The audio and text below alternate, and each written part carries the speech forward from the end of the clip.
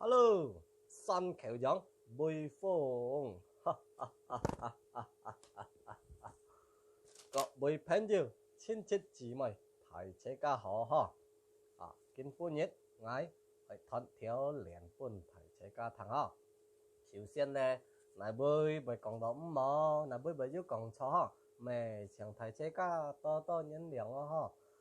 自家哈，係冇呢個談兩都自家主線哈，自家自貢傳下來啊，啲人係替代咧自貢再傳下去啊，希望啊自家自順順哈，自家實實啊，有啲自家客家文化團聯啊，冇到自家小眾超切去了哈，自家繼續傳下去哈，有啲你條團聯多樣哈，人nhưng mà theo cái dân tin tông ha, mỗi cái xì phong phong, dịch nhất hàng xăm tròn, dịch giá khi đều con, ca hay mấy东西, ha ha ha ha ha, như thằng chín mó, ngay trời ca còn liên ha,